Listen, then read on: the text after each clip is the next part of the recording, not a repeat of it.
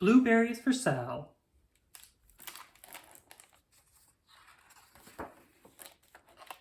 By Robert McCloskey.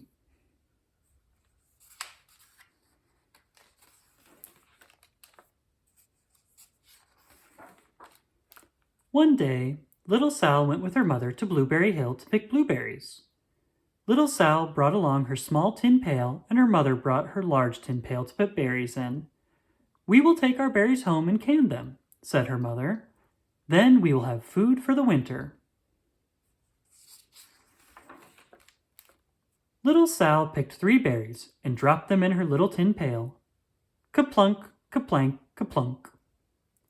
She picked 3 more berries and ate them.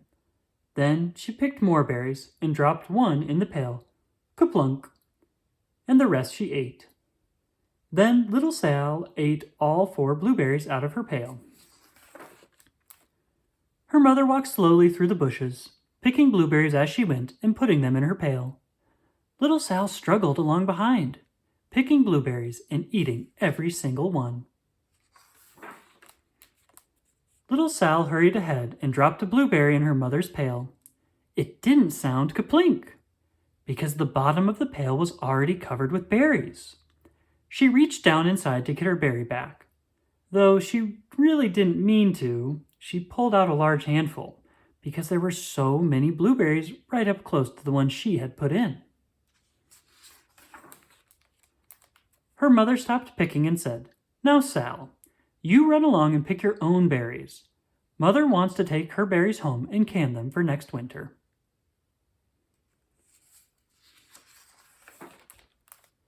Her mother went back to her picking, but little Sal, because her feet were tired of standing and walking, sat down in the middle of a large clump of bushes and ate blueberries. On the other side of Blueberry Hill, Little Bear came with his mother to eat blueberries. "Little Bear," she said, "eat lots of berries and grow big and fat. We must store up food for the long, cold winter." Little Bear followed behind his mother as she walked slowly through the bushes eating berries. Little Bear stopped now and then to eat berries. Then he had to hustle along to catch up. Because his feet were tired of hustling, he picked out a large clump of bushes and sat down right in the middle and ate blueberries.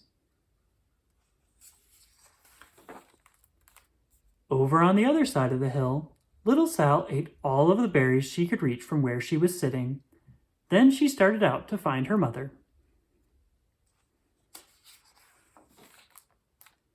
She heard a noise from around a rock and thought, "That is my mother walking along."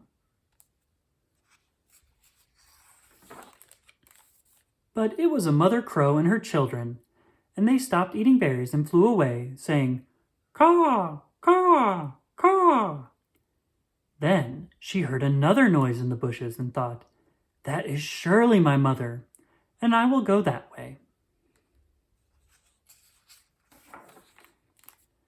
But it was Little Bear's mother instead. She was tramping along, eating berries and thinking about storing up food for the winter. Little Sal tramped right along behind.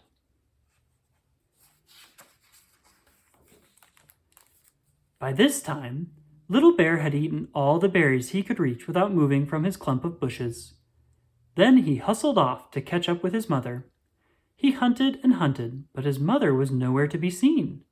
He heard a noise from over a stump and thought, "That is my mother walking along." But it was a mother partridge and her children. They stopped eating berries and hurried away. Then he heard a noise in the bushes and thought, "That is surely my mother. I will hustle that way."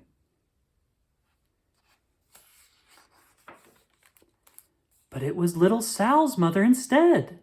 She was walking along, picking berries and thinking about canning them for next winter. Little Bear hustled right along behind. Little Bear and Little Sal's mother and Little Sal and Little Bear's mother were all mixed up with each other among the blueberries on Blueberry Hill. Little Bear's mother heard Sal walking along behind and thought it was Little Bear, and she said, "Little Bear, Munch, munch. Eat all you, gulp, can possibly hold, Swallow. Little Sal said nothing. She picked 3 berries and dropped them, kaplink, kaplank, kaplunk, in her small tin pail. Little Bear's mother turned around to see what on earth could make a noise like kaplunk. Grumph, she cried, choking on a mouthful of berries. This is not my child. Where's Little Bear? She took one good look and backed away. She was old enough to be shy of people, even a very small person like Little Sal.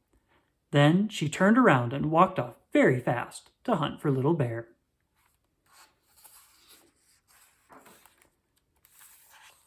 Little Sal's mother heard Little Bear tramping along behind and thought it was Little Sal. She kept right on picking and thinking about canning blueberries for next winter. Little Bear padded up and peeked into her pail. Of course, he only wanted to taste a few of what was inside, but there were so many and they were so close together that he tasted a tremendous mouthful by mistake. Now, Sal, said Little Sal's mother without turning around, you run along and pick your own berries. Mother wants to can these for next winter. Little Bear tasted another tremendous mouthful and almost spilled the entire pail of blueberries. Little Sal's mother turned around and gasped, My goodness! You are not Little Sal.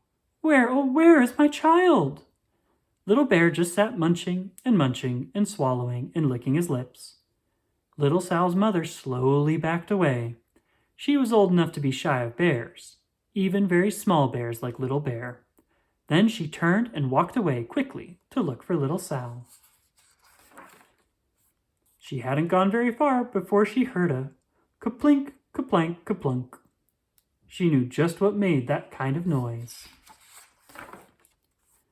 Little Bear's mother had not hunted very long before she heard a hustling sound that sounded now and then like munch and swallow. She knew just what made that kind of noise. Little Bear and his mother went down home one side of Blueberry Hill, eating blueberries all the way and full of food stored up for next winter. And Little Sal and her mother went down the other side of Blueberry Hill, picking berries all the way, and drove home with food to can for next winter, a whole pail of blueberries and 3 more beside. The end.